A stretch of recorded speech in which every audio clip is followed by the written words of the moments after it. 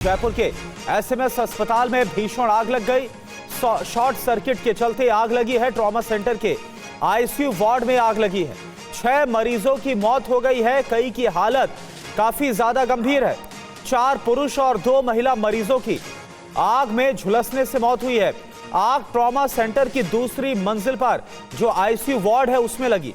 ये बताया जा रहा है कि शॉर्ट सर्किट के कारण वार्ड में आग लगी और इसके बाद बहुत तेजी के साथ आग फैली है। इसके बाद जहरीली गैस फैलने से मरीजों की हालत और ज्यादा गंभीर हो गई। 6 मरीजों की मौत हुई है।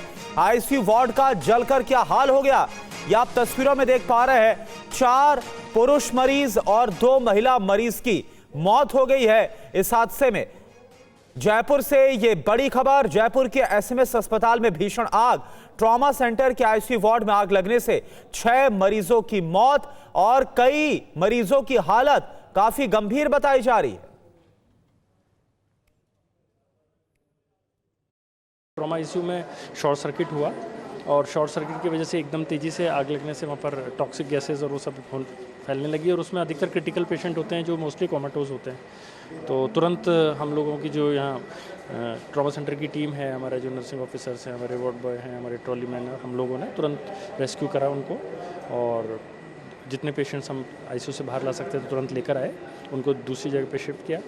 उसमें से 6 जो पेशेंट हैं हमारे काफ़ी अधिक गंभीर थे, तो उनको बाहर काफ़ी कोशिश किया सीपीआर देके सर्वाइव करने की, पर वो बचा नहीं पाया। और वहीं हादसे पर राजस्थान के सीएम भजनलाल पहुंचे हैं एसएमएस अस्पताल। अस्पताल में आग से हुई तबाही का जायजा लिया गया है। तो राजस्थान के मुख्यमंत्री इस हादसे के बाद पहुंचे एसएमएस अस्पताल, जयपुर के एसएमएस अस्पताल, जहां पर आग की वजह से भीषण हादसा हो गया। आग लगने के बाद 6 मरीजों की मौत हो गई, कई मरीजों की हालत काफी गंभीर बताई जा रही है। मुख्यमंत्री पहुंचे हैं, तस्वीरें इस वक्त हम आपको दिखा रहे हैं। जो हालात हैं उनका जायजा लिया गया है।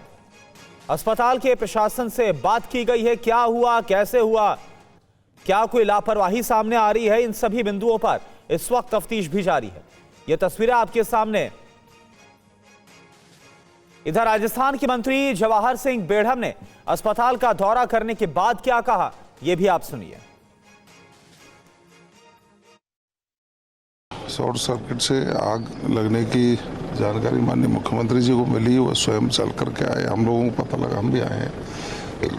घटना दुर्भाग्यपूर्ण है, दुखद भी है बहुत ज़्यादा, कि जिनका इलाज यहाँ चल रहा था और वो आग लगने के कारण कुछ लोगों की जान चली गई है। हाँ, एग्जैक्ट आंकड़े अभी एसएमएस प्रशासन जारी कर देगा। हमारी प्राथमिकता है कि जो 24 लोग थे उनमें से अधिकतर को बचा लिया गया है, तो उनका इलाज बेहतर हो और आगे से ऐसी घटनाएं नहीं हो, इस तरह की एक दिए हैं। और मुख्यमंत्री जी सख्त निर्देश दे के गए कि पहले इलाज करें, उसके बाद जो भी है। और जयपुर से हमारे संवाददाता ध्वज आर्य जुड़े हुए हैं फोन लाइन पर। ध्वज, क्या हुआ, कैसे आग लग गई और क्या वक्त ही नहीं मिला कि इन मरीजों को शिफ्ट किया जा सकता? बिल्कुल, देखिए करुणा, ये प्रदेश का सबसे बड़ा सरकारी अस्पताल है जो राजधानी जयपुर में है और देर रात को 11:20 के आसपास जो ट्रॉमा सेंटर में जो दूसरी मंजिल पर जो आईसीयू बने हुए हैं उनमें अचानक से धुआं निकलने लग गया। धुआं निकलने के बाद जब वहां पर जो मरीजों के परिजनों ने स्टाफ को सूचना दी तो उसके बाद में स्टाफ ने अनसुना कर दिया और ये लापरवाही काफी भारी पड़ गई और अग्निकांड के रूप में ये पूरी तरीके से तब्दील हो गई। आपको बता दूं कि जो ये आईसीयू था उसके पास में ही सेमी आईसीयू था और 18 से ज्यादा मरीज जो है इन दोनों आईसीयू के अंदर जो है थे। और उसमें जो अब तक ये जानकारी निकलकर सामने आ रही है कि 4 पुरुष और 2 महिलाओं समेत 6 लोगों की मौत की जो पुष्टि हुई है, सरकारी पुष्टि हुई है। और ये एक बड़ी जो नंबर है कि कोई जिस तरीके से इनकी मौत हुई है। और यहाँ पर हालात ऐसे हो गए थे, जब सूचना दी गई दमकल कर्मियों को तो जब वो मौके पर पहुंचे तो अंदर नहीं घुस पा रहे थे, धुआं इतना तेज था। उसके बाद में खिड़कियों के कांच उतारे गए और उसके बाद में जो है दमकल कर्मी अंदर घुसे। ये सबसे बड़ी घटना जो है राजधानी जयपुर से जो निकलकर सामने आ रही है। और इस पूरे मामले की घटना की जानकारी जब मुख्यमंत्री भजनलाल शर्मा को मिली तो वो खुद मौके पर पहुंचे। उन्होंने हाई लेवल कमेटी की घोषणा की है और उन्होंने कहा है कि जल्द से जल्द इसकी जांच हो। फिलहाल इसका कारण जो है शॉर्ट सर्किट बताया जा रहा है। नहीं, लेकिन एक बड़ी बात है जो ध्वजार आप बता रहे हैं, जो चश्मदीद है उनका कहना है कि जो धुआं निकल रहा था पहले सूचित किया गया था स्टाफ को, लेकिन अनदेखी की गई, लापरवाही की गई और उसके बाद यह हादसा हो गया।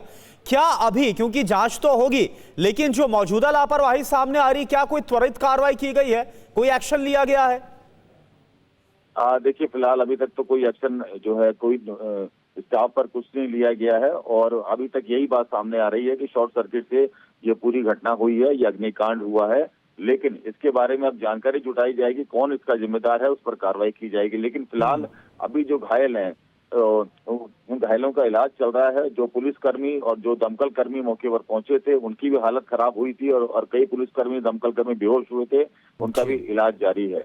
फिलहाल अभी आधा दर्जन से ज्यादा लोग जो है गंभीर रूप से घायल बताए जा रहे हैं। 6 मौतों की पुष्टि हुई है और 18 से ज्यादा जो मरीज थे जो आईसीयू में थे उन्हें शिफ्ट किया गया है। जी, शुक्रिया आपका ध्वजार इस पूरी जानकारी के लिए।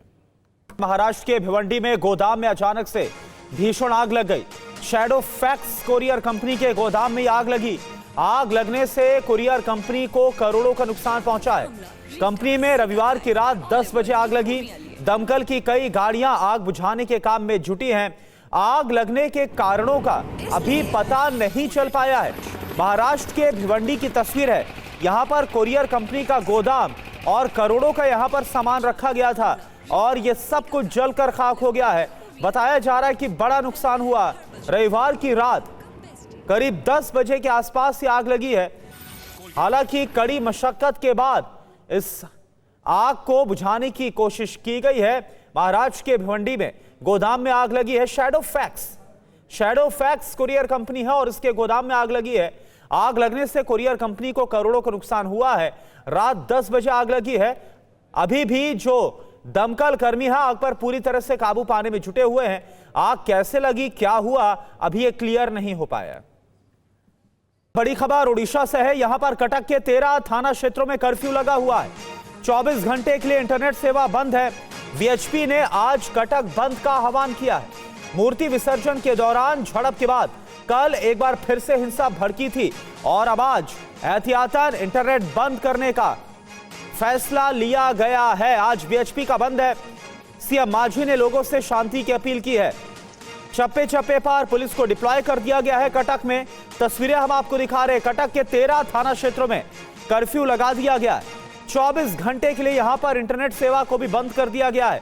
वीएचपी ने आज कटक बंद का भी ऐलान किया है, आह्वान किया है। दरअसल कल मूर्ति विसर्जन के दौरान झड़प के बाद एक बार फिर से हिंसा भड़की थी। हालात खराब हुए थे। तनाव बढ़ने के बाद यह फैसला लिया गया है और वहीं सीएम मांझी ने भी लोगों से शांति की अपील की है।